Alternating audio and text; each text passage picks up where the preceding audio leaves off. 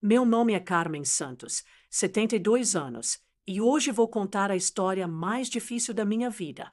Uma história sobre uma menina de 7 anos que acreditava que escola era lugar seguro, até conhecer o professor que transformou sua infância num pesadelo que durou 3 anos inteiros. Antes de começar, quero pedir para vocês curtirem o vídeo e se inscreverem no canal. Cada like me dá mais coragem para continuar contando essas histórias que muita gente prefere esconder. E me digam nos comentários de onde vocês estão assistindo, porque saber que não estou sozinha nessa luta me fortalece. Nasci em 1952, numa cidadezinha do interior de Minas Gerais chamada Pedra Bonita. Uma daquelas cidades onde todo mundo conhece todo mundo, onde os segredos correm de casa em casa mais rápido que o vento, mas alguns segredos, os mais escuros, ficam bem guardados atrás de portas fechadas. Minha família era simples. Meu pai, seu João, trabalhava na única marcenaria da cidade, fazendo móveis sob encomenda. Minha mãe, Dona Conceição, costurava para fora e cuidava de mim e dos meus 2 irmãos mais velhos, o Pedro e o Miguel. Éramos pobres, mas felizes. Pelo menos eu era feliz, até completar 7 anos. Nossa casa era pequena, de adobe e telha de barro, com um quintal cheio de galinhas e um pé de manga que dava os frutos mais doces que já provei na vida. Lembro do cheiro da comida da minha mãe, feijão tropeiro, broa de milho, doce de leite que ela fazia e vendia para complementar a renda familiar. Em 1959, quando fiz 7 anos, chegou a hora de ir para a escola. Na nossa cidade só havia uma escola primária, a Escola Municipal Professor Oliveira Melo, que funcionava numa casa grande e antiga no centro da cidade. 4 salas de aula, um pátio pequeno com um pé de ipê amarelo e um banheiro nos fundos que sempre cheirava mal. Lembro da minha ansiedade no primeiro dia. Minha mãe me penteou com capricho, trançou meu cabelo comprido e me vestiu com o único vestido bom que eu tinha, azul marinho com gola branca, que ela mesma tinha costurado. Vai estudar direito. Carmen, ela disse, ajeitando minha pasta de couro velho. Estudo é a única coisa que pode nos tirar da pobreza. A escola tinha 4 professores. Dona Aparecida, que dava aula para o primeiro ano, minha primeira professora, uma senhora baixinha e gordinha que sorria sempre e nos tratava como se fossemos seus próprios netos. Dona Mercedes, do segundo ano, que era rígida mas justa. Senhor Antônio, do terceiro ano, um homem já idoso que estava para se aposentar. E Senhor Miguel, do quarto ano. Miguel dos Santos Oliveira, até hoje não consigo esquecer o nome completo dele. Era um homem alto, magro, de uns 35 anos, sempre bem vestido com camisa social engomada e calça de bico bem feito. Tinha cabelo preto penteado para trás com brilhantina, bigode aparado e uma voz grave que ecoava pelos corredores da escola. Todos os pais o respeitavam. Professor Miguel é muito exigente, diziam, mas é por isso que os alunos dele são os mais bem preparados. Nos primeiros 2 anos, tudo correu bem. Dona Aparecida me ensinou a ler e escrever. Dona Mercedes me ensinou a fazer contas mais complicadas. Eu era uma aluna dedicada. Sempre tirava notas boas. Era elogiada pelos pais dos meus colegas. A Carmen vai longe, diziam na cidade. Menina inteligente, esforçada. Mas tudo mudou quando passei para o terceiro ano, em 1961. Por uma reorganização da escola, Senhor Antônio se aposentou no meio do ano e Senhor Miguel assumiu também a turma do terceiro ano, minha turma. Lembro exatamente do dia em que ele entrou na nossa sala pela primeira vez como nosso professor. Bom dia, crianças, ele disse, sua voz enchendo toda a sala. Eu sou o professor Miguel e vocês vão aprender comigo que estudo é coisa séria. Quem não se comportar vai conhecer minha régua de perto. Ele mostrou uma régua de madeira grande e grossa, com uns 50 centímetros de comprimento. Todas as crianças riram, achando que era brincadeira. Eu não ri. Alguma coisa no olhar dele me deu arrepios. As primeiras semanas foram normais. Senhor Miguel era mesmo exigente. Cobrava tarefas caprichadas, disciplina rígida, silêncio absoluto durante as aulas. Quem conversasse levava reguada na mão. Quem errasse demais na prova ficava depois da aula copiando tabuada. Normal para a época. Mas depois de um mês, começaram as aulas extras. Carmen, ele me chamou um dia, quando o sinal tocou e todos os outros alunos saíram correndo para o recreio. Você fica aqui. Precisa de reforço em matemática. Fiquei confusa. Minhas notas em matemática eram boas, sempre tirava um 8 ou 9. Mas não questionei. Criança não questionava professor naquela época. Senhor Miguel trancou a porta da sala por dentro, disse que era para não sermos interrompidos pelos outros alunos. Puxou uma cadeira para perto da minha carteira e sentou bem próximo de mim. Vamos fazer uns exercícios diferentes. Carmen, ele disse, sua voz mudando para um tom mais baixo, mais íntimo. Exercícios que vão te ajudar a ser uma aluna ainda melhor. Começou me ensinando problemas de matemática normais, mas suas mãos ficavam o tempo todo perto de mim, ajeitando o meu cabelo, tocando meu ombro, ajudando a segurar o lápis. Eu me sentia desconfortável, mas achava que era normal, afinal, ele era o professor, devia saber o que estava fazendo. Depois de uns 15 minutos dessas aulas extras, ele me liberou. Isso fica entre nós. Carmen, ele disse, me olhando fixamente. É nosso segredo especial. Se você contar para alguém, vai ter que repetir o ano, porque vou dizer que você não sabe nada. Saí daquela sala confusa, mas não falei nada em casa. Primeiro, porque ele tinha me ameaçado. Segundo, porque não sabia bem o que tinha acontecido de errado. Ele não tinha me machucado, só tocado de um jeito estranho. Mas as aulas extras continuaram. 2, 3 vezes por semana. Sempre eu, sempre sozinha, sempre com a porta trancada. E a cada sessão, Senhor Miguel ia ficando mais ousado. Começou fazendo perguntas estranhas. Você já beijou algum menino, Carmen? Sua mãe já conversou com você sobre o corpo das mulheres. Você sabe como nascem os bebês? Eu respondia que não, envergonhada, e ele dizia que ia me ensinar para eu não ficar burra como as outras meninas da cidade. Depois vieram os exercícios de anatomia. Ele mostrava figuras de corpos humanos em livros que trazia de casa, livros que nenhuma criança deveria ver. Isso é educação, Carmen.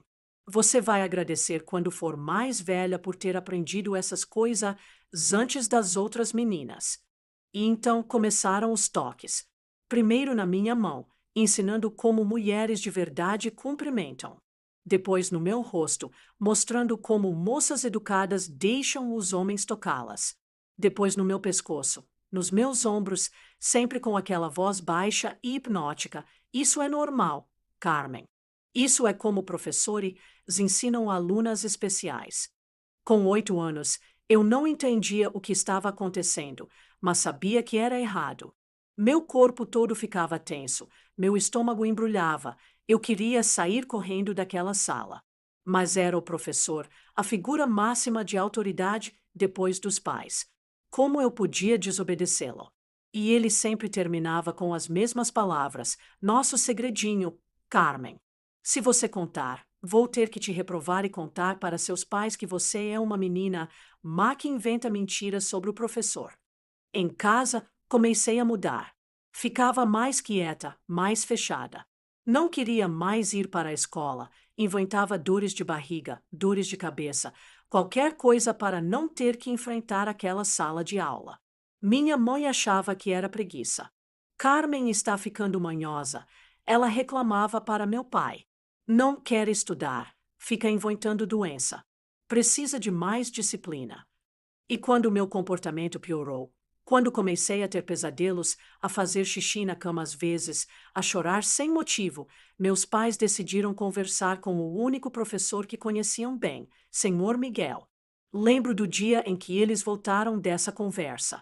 Eu estava no quintal, brincando sozinha debaixo da mangueira, quando ouvi meu pai falando alto na cozinha. O professor Miguel disse que a Carmen está com problemas de comportamento na escola. Ele falou para minha mãe. Disse que ela anda distraída, respondona, que não presta atenção nas aulas. Está precisando de mais pulso firme em casa. Minha mãe suspirou. Eu sabia que ela estava estranha. Vou ter que ser mais rígida com ela. Foi quando entendi a genialidade diabólica do Senhor Miguel. Ele estava construindo a narrativa de que eu era uma criança problemática, difícil, mentirosa. Assim, se eu tentasse contar a verdade, ninguém acreditaria em mim. Quem ia acreditar numa menina problemática contra um professor respeitado? As aulas extras pioraram. Senhor Miguel, percebendo que tinha controle total da situação, começou a ser mais ousado. Os toques desceram para lugares que uma criança nem sabia que existiam. As lições de anatomia se tornaram demonstrações práticas no meu próprio corpo. Você está crescendo. Carmen, ele dizia, suas mãos percorrendo partes de mim que eu nem sabia direito para que serviam. Está se tornando uma mocinha. Precisa aprender como mocinha se comporta. E a cada sessão, a ameaça ficava mais específica. Se você contar isso para alguém, Carmen, vou dizer que você que me provocou. Que você que veio atrás de mim pedindo para eu te ensinar essas coisas. Quem vai acreditar numa menina mentirosa contra um professor respeitado? Eu tinha 8 anos.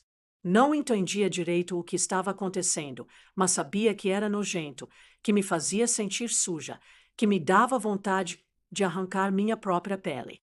Mas também sabia que estava completamente sozinha naquilo. Até que um dia, algo mudou. Era uma quinta-feira de setembro de 1961.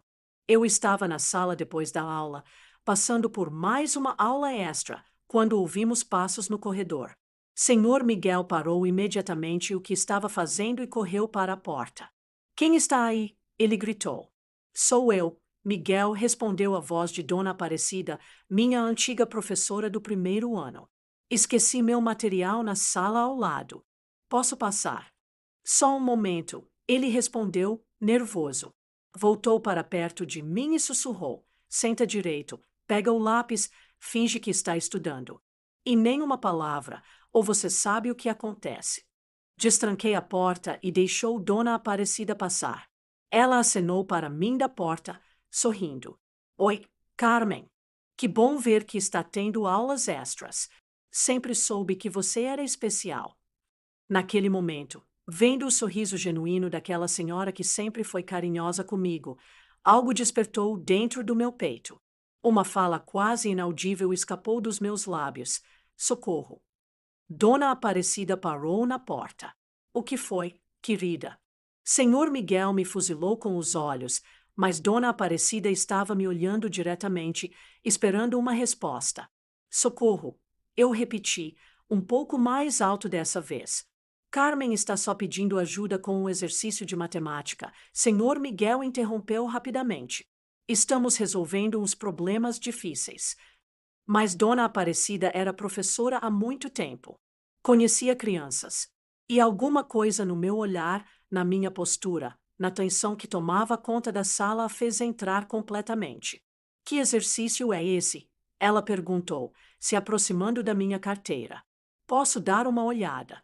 Senhor Miguel ficou visivelmente nervoso. Não precisa, Aparecida. Já estávamos terminando mesmo. Mas eu adoro exercícios de matemática. Ela insistiu, agora ao meu lado. Carmen, mostra para a tia Aparecida o que vocês estão estudando. Olhei para o caderno vazio na minha frente. Não havia nenhum exercício de matemática. Olhei para Senhor Miguel, que me olhava com uma expressão que misturava raiva e pânico. Olhei de volta para Dona Aparecida, que me observava com atenção. E então, pela primeira vez em quase um ano, encontrei coragem para falar a verdade. Não estamos fazendo matemática, eu sussurrei. O silêncio que se seguiu foi ensurdecedor. Dona Aparecida olhou para Senhor Miguel, depois para mim, depois de volta para ele. Miguel, ela disse, sua voz mudando completamente de tom. Acho melhor a Carmen ir embora agora. Os pais dela devem estar preocupados. Ela ainda não terminou o exercício. Ele tentou argumentar. Ela disse que não há exercício. Dona Aparecida respondeu firmemente. Carmen, pega suas coisas e vai embora. Agora. Peguei minha pasta e corri para a porta. Quando estava saindo, ouvi Dona Aparecida falando baixo, mas com uma voz que cortava como navalha. Miguel, você e eu precisamos conversar. Agora. Corri para casa, o coração batendo tão forte que achei que ia explodir. Não sabia o que tinha acontecido exatamente, mas sentia que alguma coisa tinha mudado. Pela primeira vez em quase um ano, alguém tinha percebido que algo estava errado. Em casa, tentei agir normalmente, mas não conseguia parar de pensar na expressão de Dona Aparecida. Será que ela tinha entendido? Será que ela acreditaria em mim se eu contasse tudo? Ou será que Senhor Miguel conseguiria convencê-la de que eu estava mentindo? Na manhã seguinte, sexta-feira, cheguei na escola com o estômago embrulhado. Senhor Miguel não apareceu para a primeira aula, nem para a segunda. Foi Dona Aparecida quem veio para nossa sala. Crianças, ela anunciou, o professor Miguel está doente hoje. Eu vou dar aula para vocês. Mas pelos sussurros que ouvi entre as outras professoras durante o recreio, Senhor Miguel não estava doente. Ele simplesmente não tinha aparecido. E na segunda-feira seguinte, também não apareceu. Na terça-feira, Dona Aparecida reuniu toda a escola no pátio. Crianças, ela disse, temos uma novidade. O professor Miguel não vai mais trabalhar na nossa escola. A partir de hoje, eu vou ser a professora de vocês do terceiro ano também.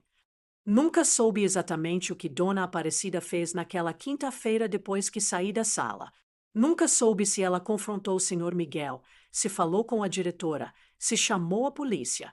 Só sei que ele desapareceu da minha vida como fumaça no vento. Mas os efeitos do que ele fez comigo não desapareceram tão facilmente. Por meses, continuei tendo pesadelos. Acordava no meio da noite gritando, suada, tremendo. Não conseguia mais me concentrar direito nas aulas. Ficava em estado de alerta constante, sempre esperando que outro adulto tentasse fazer comigo o que Senhor Miguel tinha feito. Minha mãe levou-me ao médico da cidade, doutor Sebastião, achando que eu estava com alguma doença.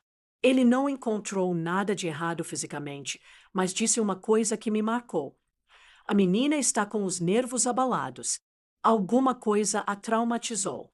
É preciso paciência e carinho para ela se recuperar. Foi Dona Aparecida quem me ajudou nessa recuperação.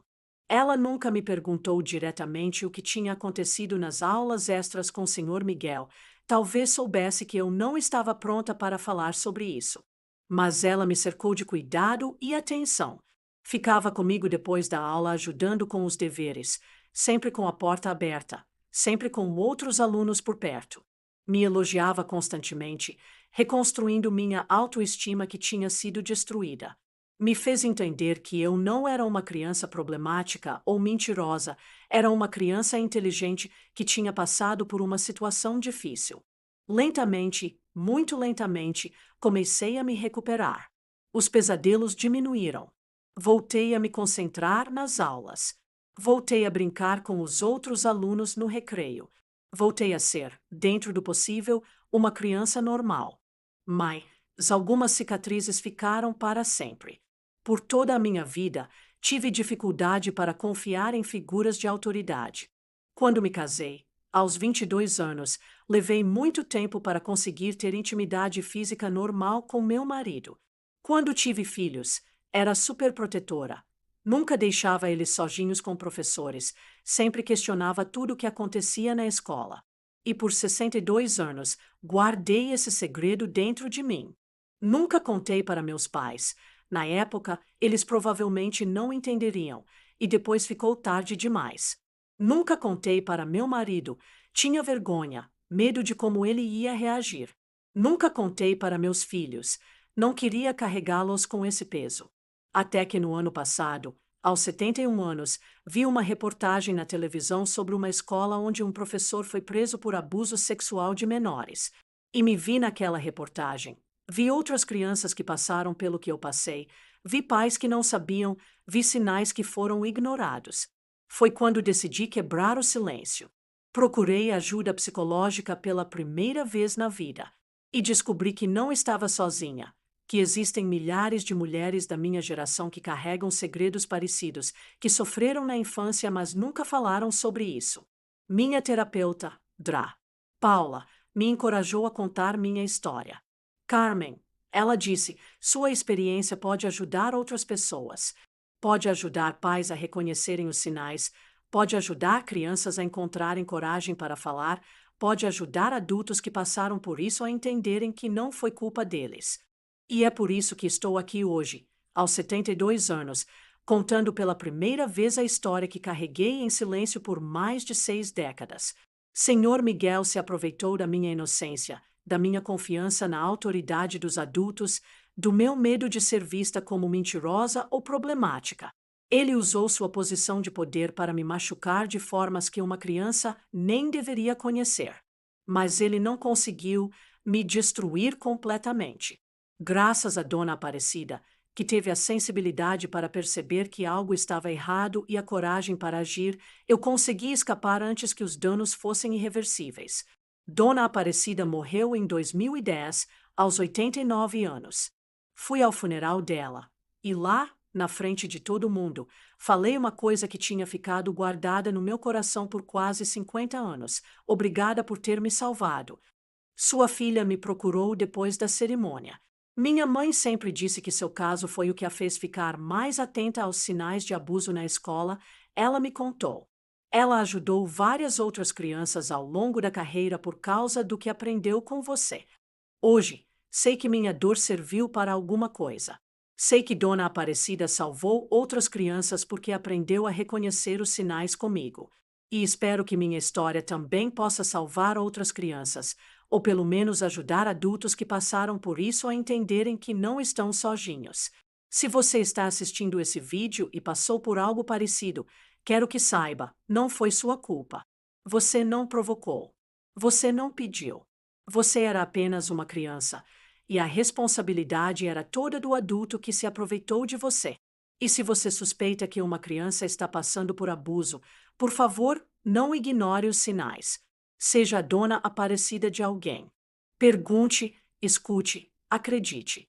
Uma criança raramente mente sobre essas coisas, e sua intervenção pode salvar uma vida. Demorei 62 anos para encontrar coragem para contar essa história. Espero que outras pessoas não precisem carregar seus segredos por tanto tempo. Espero que vocês encontrem suas vozes mais cedo do que eu encontrei a minha. Se minha história tocou vocês de alguma forma, por favor deixem seu like e se inscrevam no canal. E se puderem, entrem no nosso grupo do WhatsApp pelo link na descrição. Lá a gente compartilha histórias de superação e apoio mútuo todos os dias. Porque no final das contas, é isso que nos cura. Saber que não estamos sozinhos, que outras pessoas passaram por coisas parecidas e conseguiram seguir em frente, que nossa dor pode ser transformada em força para ajudar outros. Muito obrigada por me escutarem. Até o próximo vídeo. Esta história é uma obra de ficção criada para fins educativos sobre a importância de reconhecer e denunciar casos de abuso infantil. Qualquer semelhança com pessoas reais é mera coincidência.